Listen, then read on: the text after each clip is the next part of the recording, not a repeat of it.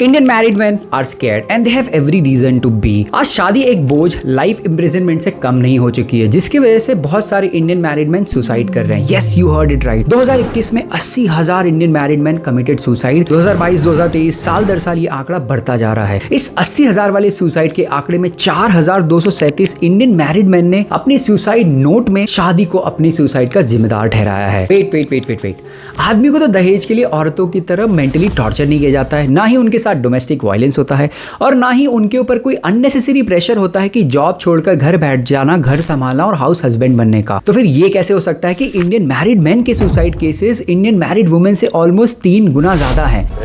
कुछ ना कुछ तो गड़बड़ जरूर है। 100 बात की एक बात, शादी के बाद आदमियों की पावर ऑलमोस्ट 0 हो जाती है। पावर अगर इक्विटेबली डिस्ट्रीब्यूट होती है तो फिर बेस्ट केस सिनेरियो होता है, लेकिन जैसे ही इंडिया में एक आदमी की शादी होती है वो पावरलेस हो जाता है। वो क्या है ना, आदमी शादी तो अपनी मर्जी से करता है, लेकिन शादी से बाहर निकलने में उसकी बिल्कुल भी मर्जी नहीं चलती है। एक आदमी चाहते हुए भी अपनी टॉक्सिक मैरिज से बाहर कभी नहीं आ सकता। ऐसा क्यों? क्योंकि इसकी इजाजत इंडियन गवर्नमेंट और इंडियन लॉ नहीं देता है। न्यूज में चल रहे एलिमोनी केसेस को देखकर तो ये कहा जा सकता है कि बहुत सारे इंडियन मैरिड मैन अपनी टॉक्सिक मैरिज में इसलिए भी रहते हैं क्योंकि वो एलिमोनी के नाम से डरते हैं। भला कोई अपनी जिंदगी भर की कमाई अपनी एक्स वाइफ पर क्यों मिटाना चाहेगा? तो इससे अच्छा है टॉक्सिक मैरिज में ही रह लो, सह लेंगे थोड़ा थोड़ा। ऋतिक रोशन ने डिवोर्स के बाद एलिमोनी में 380 करोड़ रुपए सुजैन रोशन को दिए थे। भला सुजैन रोशन को एलिमोनी की क्या जरूरत थी? लेकिन हमारा इंडियन लॉ ही इतना पेचीदा है कि कोई भी इंडियन मैरिड मैन, चाहे वो हार्दिक पांड्या हो, चाहे वो आप हो, चाहे वो मैं हो, चाहे वो ऋतिक रोशन ही क्यों ना हो, वो इस पेचीदे लॉ में फंस कर रह जाता है डिवोर्स के time. Some of my friends got divorce recently in the last couple of years. Majority divorces mutually थे, लेकिन 1-2 डिवोर्सेस बहुत ही ज्यादा क्रेजी लेवल पे चला गया था। It was a horror show and मैं इसके बाद भगवान से हाथ जोड़कर प्रार्थना करता हूँ कि मेरे किसी दोस्त या मेरे किसी सब्सक्राइबर के साथ ऐसा तो नहीं होना चाहिए। आज इस वीडियो में हम कुछ रियल फैक्ट्स के बारे में जानेंगे कि कैसे इंडियन लॉ एक one sided main hating law बन चुका है, और ये भी जानेंगे कि अगर फॉर सम अनफॉर्चुनेट रीजन आप ऐसी सिचुएशन में फंस जाते हो तो आपको क्या करना चाहिए। बात मिड 70s की है, जब मैरिड वुमेन को उसके हस्बैंड और उसकी फैमिली से बचाने के लिए सरकार ने बहुत सारे कड़े नियम बनाए। इट्स अ फेयर पॉइंट, औरतों पे हमेशा से ही अत्याचार होता आ रहा है। सबसे ज्यादा अत्याचार तो उसकी फैमिली और उसके हस्बैंड ही मिलकर करते हैं। ये अत्याचार को रोकने के लिए सरकार ने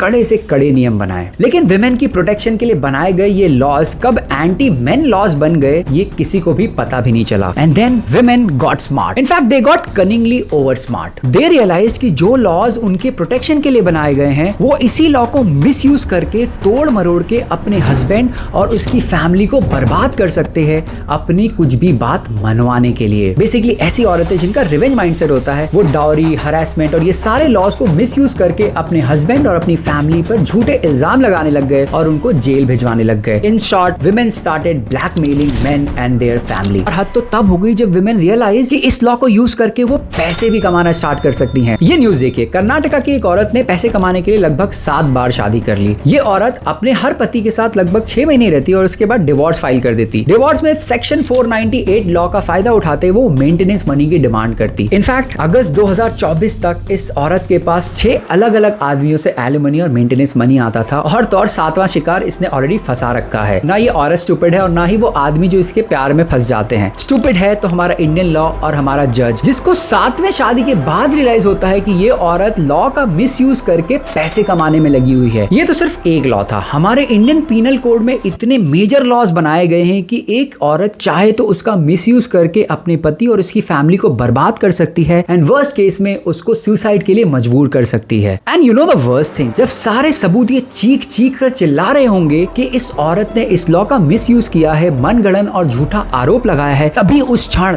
इन दैट पर्टिकुलर मोमेंट हमारा इंडियन गवर्नमेंट और हमारा इंडियन लॉ आंखों पर पट्टी बांध लेता है। In my opinion, Indian married man are the most powerless creature in this country and Indian women are the real Thanos of the country. ये लॉ देखो, Indian penal code 498A, cruelty by husband and relatives, जिसका इस्तेमाल ज्यादातर औरतें false case prepare करने में use करती हैं। आई am not kidding, this is an actual fact because in every divorce case जहां पर एक वुमेन अपने मेन पे आरोप लगाती है, उसमें IPC 498 का इस्तेमाल तो होता ही है। ये लॉ कहता है कि अगर हस्बैंड या उसकी फैमिली वाले वाइफ के साथ किसी भी तरह का फिजिकल, मेंटल या डाउरी रिलेटेड क्रूरल्टी करते हैं तो उनके अगेंस्ट क्रिमिनल केस दर्ज किया जा सकता है। और तो और ये एक नॉन बेलेबल ऑफेंस है। अगर एक बार जेल में चले गए तो बाहर आना ऑलमोस्ट इम्पॉसिबल हो जाता है। मान लो किसी अनफॉर्चुनेट रीजन की वजह से आपकी पत्नी ने आपके ऊपर ये केस कर दिया। इंडियन पुलिस बिना किसी प्रूफ के आपको और आपके परिवार को आपके घर से घसीट के सीधे जेल में ले जाकर पटक देगी। और तो और ये नॉन बेलेबल ऑफेंस तो है ही। बस एक कंप्लेन, आप और आपकी पूरी फैमिली जेल के अंदर। पुलिस को इस बात से फर्क नहीं पड़ता है कि आपने ये गुनाह किया है कि नहीं किया है। पुलिस इनफैक्ट आपसे कभी कोई सबूत भी नहीं मांगेगी। आप भले ही बेगुनाह हो, लेकिन पुलिस का तो काम है जैसे ये केस दर्ज हुआ आपको जेल में डालना। ये लॉ इतना ज्यादा खतरनाक कि 2005 में सुप्रीम कोर्ट ऑफ इंडिया ने इस लॉ को लीगल टेररिज्म का नाम दिया था। 2005 में आया domestic violence act against women और ये एक्ट तो हर इंडियन मैन के लिए मानो एक श्राप ही बन गया।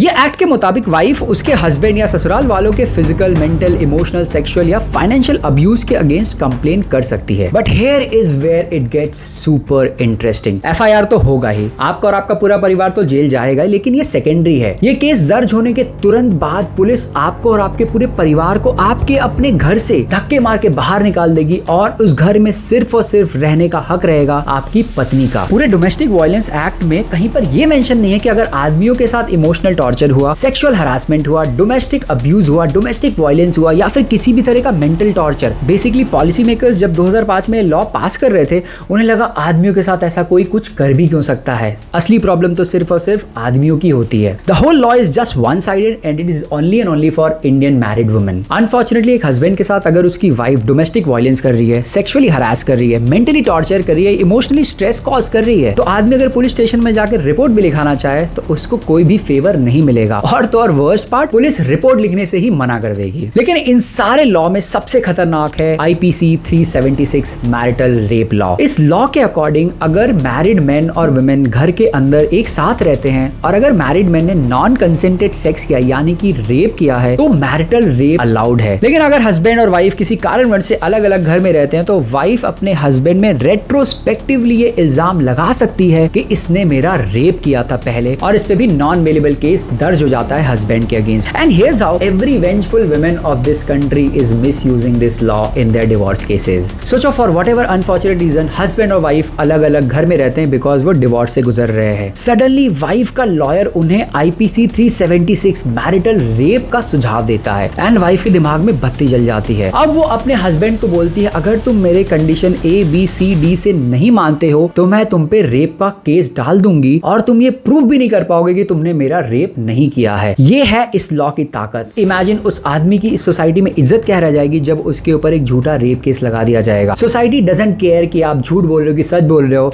A rape case is a rape case. In fact इस लॉ को तो ब्लैकमेल लॉ भी कहा जाने लगा है। अगर आपको याद हो अतुल सुभाष के केस में भी एग्जैक्टली सेम लॉ का मिसयूज करके उनकी एक्स वाइफ ने उनको मेंटली टॉर्चर किया और मजबूर किया कि अगर तुमने मुझे 3 करोड़ रुपए की एलिमनी नहीं दी तो मैं तुम पे मैरिटल रेप का केस ठोक दूंगी। शक्ल से भले आप जैसे भी दिखते हो लेकिन एलिमनी में आपको चाहिए 3 करोड़ रुपए। देख अगर मुझे 10 करोड़ मिल गए ना उसमें से 1 करोड़ तेरे को दे दूंगा।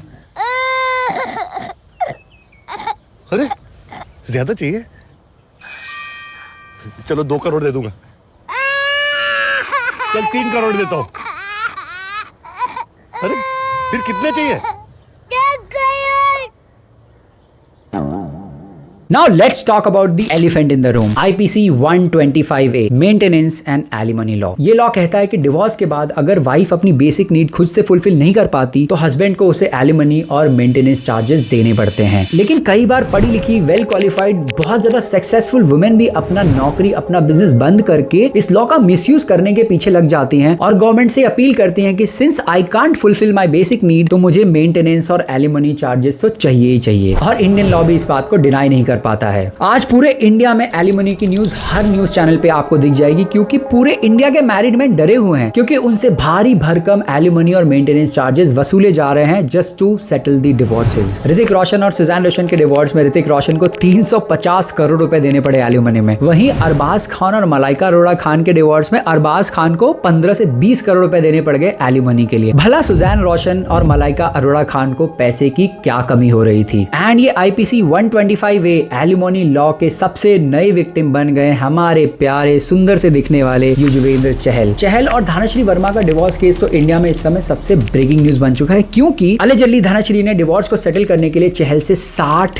करोड़ रुपए मांगे हैं। कहते हैं कि चहल को जब डांस सीखना था तो उन्होंने इंस्टाग्राम पे धनश्री को रीच आउट किया था और धनश्री ने उन्हें डांस सिखाने के लिए अग्री कर दिया था। I can bet my life on this, ये चहल की लाइफ का सबसे एक्सपेंसिव डांस लेसन होने वाला है, क्योंकि उनकी लाइफ के 60 करोड़ रुपए उन्हें देने पड़ेंगे सिर्फ और सिर्फ ये डिवोर्स को सेटल करने के लिए। इंडियन एक्सप्रेस के इस आर्टिकल में बताया गया कि कैसे सुप्रीम कोर्ट ने एक हस्बैंड को अपनी अनएम्प्लॉयड वाइफ को 5 करोड़ रुपए एलिमनी अमाउंट देने के लिए ऑर्डर दिया है। वहीं राजस्थान के एक दूसरे केस में सुप्रीम कोर्ट ने सारी हदें पार कर दी। पति ने पति को बर्बाद करने के मकसद से उस पर कई सारे झूठे इल्जाम लगाए, जिससे उससे पति और उसके परिवार की इज्जत पूरी तरीके से मिट्टी मिल गई। लेकिन इतना सब होने के बाद जब सुप्रीम कोर्ट के सामने पत्नी की सच्चाई आई और दे रियलाइज्ड कि पत्नी ने तो मनगढ़ंत और झूठे इल्जाम लगाए हैं, तो उन्होंने बस पत्नी को थोड़ी बहुत फटकार लगाई और पति को यह ऑर्डर दिया अपनी पत्नी को 1 करोड़ का प्लॉट और 50 लाख रुपए कैश एलिमनी अमाउंट दे। अब बताओ, जिस देश की सबसे बड़ी कोर्ट सुप्रीम कोर्ट के सामने भी ये पूरे प्रूफ आ जा रहे हैं कि वाइफ और इस औरत ने पूरे लॉ को मिसयूज किया है, उसको सजा सुनाने की बजाय आप पति को ही उल्टा 1 करोड़ का प्लॉट और 50 लाख रुपए कैश देने के लिए ऑर्डर देते हो। Indian married man had totally lost their faith in the Indian judicial system. I can safely say that we all Indian man have lost their faith in Indian judicial system. Atul Subhash ने इसलिए suicide कर ली क्योंकि उनकी पत्नी ने उनके ऊपर और उनके परिवार के ऊपर बहुत सारे झूठे इल्जाम लगाए। जब अतुल सुभाष कोर्ट कचहरी के चक्कर काट काट कर थक चुके थे, तब उनकी पत्नी ने उन्हें प्रस्ताव दिया कि तुम मुझे 3 करोड़ रुपए दे दो, मैं पूरा का पूरा डिवोर्स का मामला रफा दफा करके सेटल कर लूंगी। Unfortunately Atul Subhash decided to go otherwise and committed a suicide because he did not want to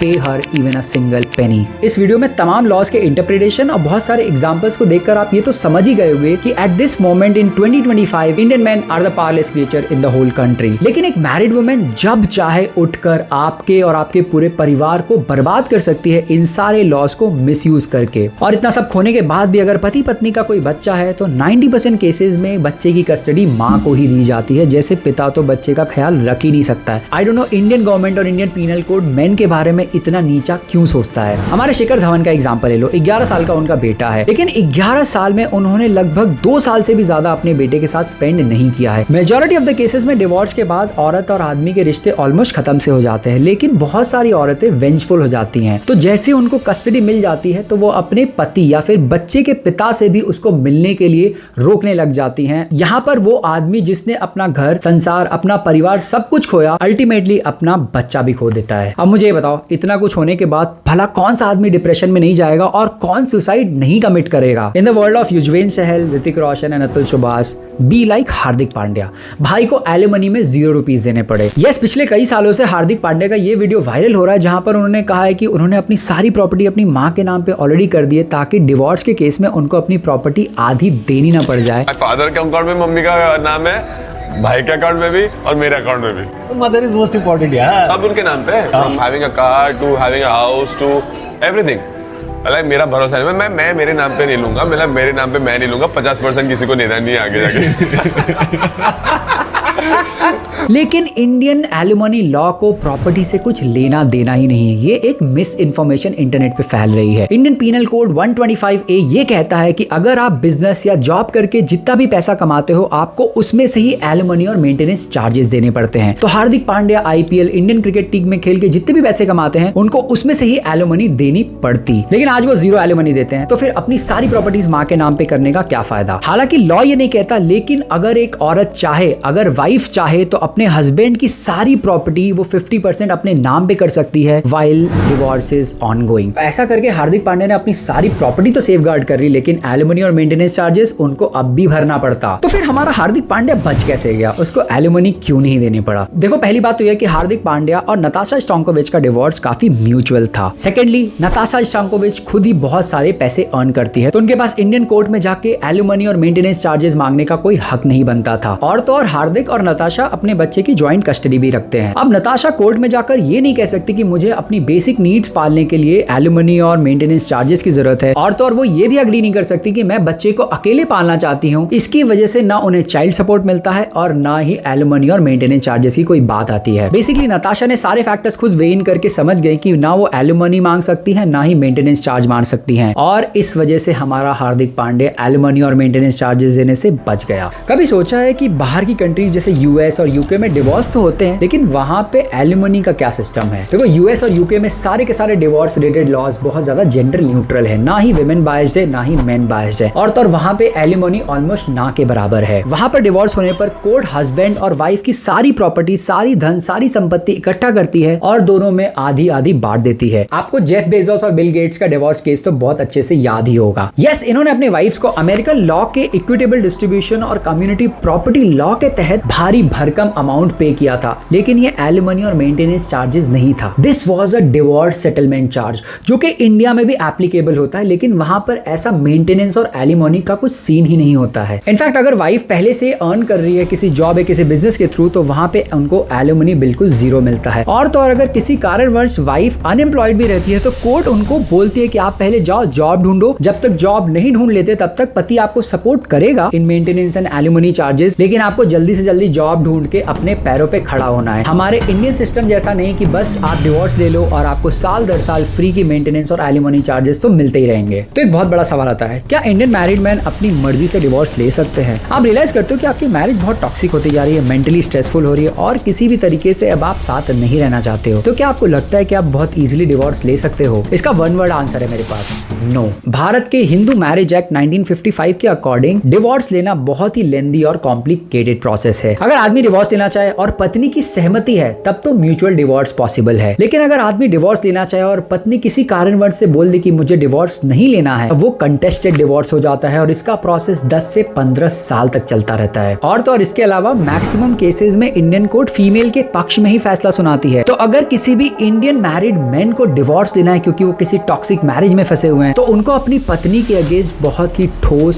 सबूत इकट्ठे करने पड़ेंगे, अदरवाइज इंडियन कोर्ट तो नहीं सुनने वाला है आपकी। चलो मान लो आप बोलते हो कि मुझे रहना ही नहीं है, चाहे कंसेंट मिले ना मिले, मैं तो डिवोर्स लेकर रहूंगा, और आपने डिवोर्स केस फाइल कर दिया। Next thing, your wife will go and use section 498A 125C and आपके ऊपर sexual harassment, domestic violence, dowry और मैरिटल रेप का केस हो जाएगा। इस केस के दर्ज होने के कुछ घंटे के अंदर आपकी गिरफ्तारी हो जाएगी, आपको नौकरी से निकाल दिया जाएगा, सोसाइटी से बहिष्कार हो जाएगा और आपकी पूरी की पूरी जिंदगी तबाह हो जाएगी। तो एक तरफ आपको डिवोर्स लेने के लिए आपको आपकी पत्नी की मंजूरी चाहिए, दूसरी तरफ अगर आपने मंजूरी नहीं ली और फिर भी डिवोर्स केस फाइल कर दिया और आपकी पत्नी को ये बात खटक गई और बिल्कुल बुरी लग गई, तो वो आपके ऊपर ये फॉल्स केसेस लगा सकती हैं। इंडियन गवर्नमेंट, इंडियन पुलिस कुछ भी नहीं कर सकेगी, क्योंकि हमारा लॉ इसकी इजाजत नहीं देता है। आपको 1 सेकंड के अंदर जेल में डाल दिया जाएगा और आपकी जिंदगी पूरी तरीके से बर्बाद हो जाएगी। 90% से भी ज्यादा ऐसे केसेस में विमेन के पास कभी ठोस एविडेंस होते नहीं है, लेकिन सरकार कभी भी मेन के पक्ष में ये फैसला नहीं सुनाती है। और तो और अब इस डिवोर्स को सेटल करने के लिए आपकी वाइफ आपसे बहुत हैवी मेंटेनेंस और एलिमनी चार्जेस डिमांड करने वाली है, तो तैयार हो जाना। अगर उसकी कंसेंट के बिना डिवोर्स फाइल किया तो बहुत भारी रकम चुकानी पड़ सकती है। यस, एक हस्बैंड एलिमनी, मेंटेनेंस चार्जेस और ये फेक केसेस से लड़ने के लिए हाई कोर्ट और सुप्रीम कोर्ट जा सकता है, लेकिन आपको और मुझे सबको पता है इंडियन लीगल और जुडिशरी सिस्टम इतनी फास्ट काम नहीं करती है। एक रेप केस को सॉल्व होने में लगभग 10 साल लग जाते हैं, लेकिन समय राणा और रणवीर अलाहाबादी ने कुछ छोटी सी बात अगर शो में कह दी तो उनको 7 दिन के अंदर ही गिरफ्तारी का वारंट आ जाता है। ये हमारे इंडियन जुडिशियल सिस्टम की स्पीड और efficiency, so it's better let's not talk about it, नहीं तो मेरा भी चैनल बैन हो सकता है। Now coming back to the main topic, हमारे देश को जरूरत है जेंडर न्यूट्रल लॉस की, यानी कि मेन और वुमेन के अगेंस्ट कोई भी बायसेस नहीं होने चाहिए लॉ में। मेन और वुमेन को इक्वली ट्रीटमेंट मिलनी चाहिए इस लॉ के अंदर। Domestic violence, sexual harassment, mental torture, emotional stress, ये सारी चीजें आदमियों के साथ भी हो सकती है। तो इंडियन पॉलिसी मेकर्स को ये चीज नोटिस करने की बहुत ज्यादा जरूरत है और अपने लॉ और अपने पॉलिसीज को अमेंड करने की भी जरूरत है। और मेरे हिसाब से सबसे इंपॉर्टेंट अमेंडमेंट, जब तक सबूत नहीं मिल जाते तब तक इंसान बेगुनाह होना चाहिए। जस्ट बिकॉज कोई कह देता है कि मेरे साथ डोमेस्टिक वायलेंस हुआ है, सेक्सुअल हैरेसमेंट हुआ है, सिर्फ उनकी एक कही बातों पे आपके और आपके पूरे परिवार को जेल में डाल देने का हक ना पुलिस को है, ना इंडियन गवर्नमेंट को है, ना ही किसी को है। तो ये एक अमेंडमेंट की सख्त जरूरत है हमारे इंडियन लॉज में। मेरे हिसाब से प्रीनप अग्रीमेंट्स भी और कॉमन हो जाने चाहिए, लोगों को इसके बारे में ओपनली बात भी करनी चाहिए, तो दैट शादी के पहले वो अपनी प्रॉपर्टीज और एसेट्स को प्रोटेक्ट करने के लिए एक अग्रीमेंट साइन कर लें कि डिवोर्स के बाद आपका मेरी प्रॉपर्टी और मेरे बनाए हुए पूरे बिजनेस एम्पायर पे कोई हक नहीं होगा। और तो और मेरे हिसाब से डिवोर्स केसेस को हैंडल करने के लिए कोर्ट अलग से बनाए जाने चाहिए, क्योंकि इंडिया में लाखों केसेस अभी भी पेंडिंग है जहां पर डिवोर्स सेटलमेंट हो ही नहीं पा रही है। खैर,